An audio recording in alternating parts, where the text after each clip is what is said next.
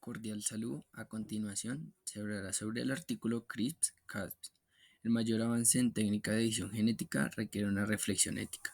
En la Universidad Nacional Abierta a Distancia está compuesto el grupo por Carolina Suárez Mila y Joan Sebastián Oviedo Roa. De Biología del 2011-01 del grupo 272. Entonces tenemos que el CRISPR es una herramienta de edición genética revolucionaria que se utiliza en medicina, agricultura y otras áreas, aunque plantea importantes interrogantes éticos los cuales serán tratados en el siguiente artículo. ¿Qué es CRISPR? Aspectos técnicos.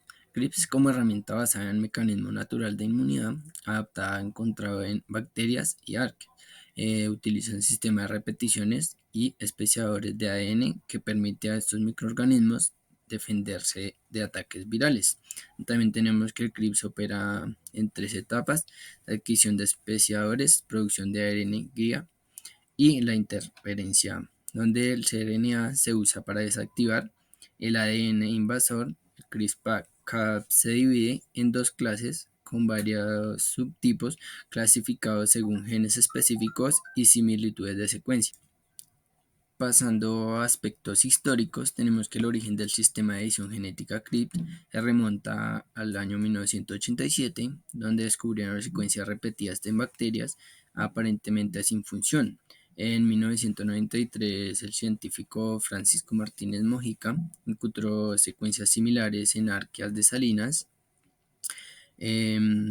Encontró Estas secuencias se denominaron TREPS y luego repeticiones cortas regularmente espaciadas. En el 2000 se encontraron estas secuencias en 20 microorganismos diferentes. En el 2005 se identificaron genes asociados a estas secuencias llamados genes Cas y se comprendió que CRISPR podría ser un sistema de defensa contra virus.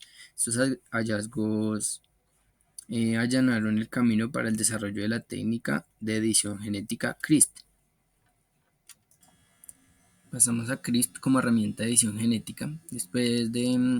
Tras el descubrimiento en 2005, una serie de investigaciones confirmaron la función de CRISPR. En 2012, Doudna y Charpentier demostraron que podría consolidar los dos ARN en una guía única, marcando un hito de edición genética. Ese mismo año, Feng Chang editó genomas de células vivas de mamíferos con CRISPR-Cas. La versatilidad del CRISPR se ha adaptado por la edición de diversos organismos, incluidos humanos, y accesibilidad ha impulsado una avalancha de investigaciones en años recientes. En términos generales, tenemos que utiliza una guía de ARN para llevar la enzima CAPS, generalmente CAPS, a una secuencia de ADN específica. Esto provoca un corte en la doble hebra del ADN y la reparación de poder cubrir dos maneras: a través del mecanismo NHEJ, que implica cambios aleatorios en el ADN, o mediante el mecanismo HDR. Teniendo así una edición precisa del genoma, siendo esencial en la edición genética para insertar secuencias deseadas. Ya pasamos a la revolución técnica. Ha evolucionado de múltiples maneras, lo que posibilita la edición precisa del ADN y el ARN y la regulación de transcripción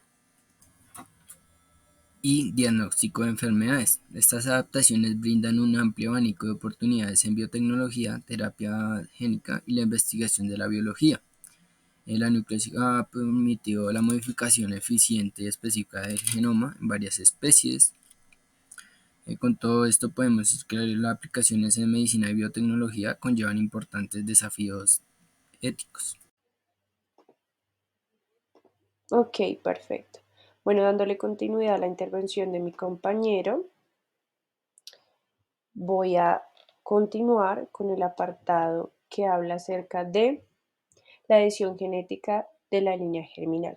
Bueno, en este caso hace referencia a la modificación del genoma de gametos y embriones, en donde también se nos exponen los diferentes riesgos a partir de esas modificaciones, puesto que son impredecibles. No se tiene conocimiento muy explícito acerca de qué puede suceder.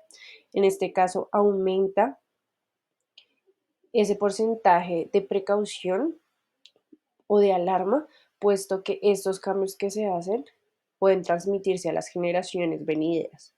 También nos habla acerca de esa brecha que se abre, o sea, empieza a haber una posibilidad de expansión con el uso de esta herramienta en la línea germinal, no solo enfocado ahora en el tema de evitar esas enfermedades hereditarias, sino que también habla acerca de una mejora en las capacidades del ser humano y al llegar al punto en donde se pueden seleccionar unos rasgos específicos para una futura generación. Pero en este caso podemos encontrar varias controversias de nivel ético, puesto que se habla que hacer estas modificaciones en las nuevas generaciones puede llegar a sobrepasar lo que es aceptable porque no tendrían estos seres decisión propia para dar su dar ese aval para continuar con estos procedimientos, pero no se acepta al 100%, pero tampoco es que se niegue al 100% porque se habilita un espacio para continuar con estas experimentaciones de los procesos y también permite de alguna manera cada uno de estos procesos pues bajo una supervisión. Pasando al siguiente ítem, que es la edición genética somática, en donde pues ya se hace mención de que se ha usado con éxito en los modelos animales y celulares de múltiples enfermedades, lo que veníamos mencionando en el anterior, pero en este caso nos ponen unos ejemplos que sería el cáncer, SIDA, la distrofia muscular, también encontramos la insuficiencia combinada severa, entre otros. Aquí ya en este apartado nos hace como un énfasis que en China en el 2016 ya se empezó a usar en seres humanos estas modificaciones, pero pues también continúa con la controversia de qué tan positivo, qué tan negativo puede ser el hacer estas modificaciones, qué tan seguros vamos a estar haciendo esto. Pasamos al apartado siguiente, que en este caso es la edición genética de animales y plantas, que bueno, en este caso se presenta una gran multitud de utilidades pues en estas aplicaciones en los animales y plantas. Ejemplo de ello tenemos la ganadería, que en este caso pues se ha utilizado para evitar enfermedades en los cerdos, volverlos inmunes, en este caso a la enfermedad del síndrome respiratorio reproductivo porcino. Tenemos otro ejemplo que es en el ganado lechero quitar sus cuernos, evitando que así el ser humano tenga que intervenir cuando ya estos hayan crecido. Y en cuanto a las plantas, se mejoran sus características para el consumo del ser humano. Entonces, pues encontramos el tema de los champiñones, en donde ya no se ponen de color marrón.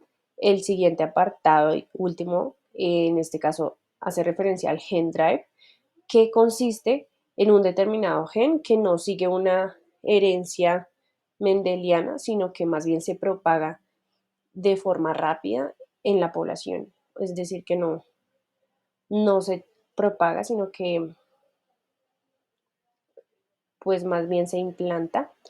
Este gen es una copia del cromosoma del otro progenitor y hace que al tener este cromosoma el individuo lo hereda del 100% de los casos. Y ahora que esta técnica puede ser utilizada para acabar con los mosquitos portadores de enfermedades como el virus de la fiebre amarilla, también extender la resistencia al parásito de la malaria. Y bueno, y en este caso, pues como conclusión podemos encontrar que esta herramienta se usa de una forma muy expandida, es decir, tiene una utilidad muy grande, se usa en diferentes organismos, como lo pudimos ver a través de la explicación de este artículo, pero pues también encontramos que es un poco controversial sus procesos y cómo se lleva a cabo a través de los años y cómo lo acepta la sociedad, puesto que hay pequeños puntos que no los dejan ser aceptado al 100%, ni tampoco se deja negado al 100%, porque pues se incentiva la investigación para posibles nuevas cosas en pos de la sociedad. Muchas gracias. En caso, pues como conclusión,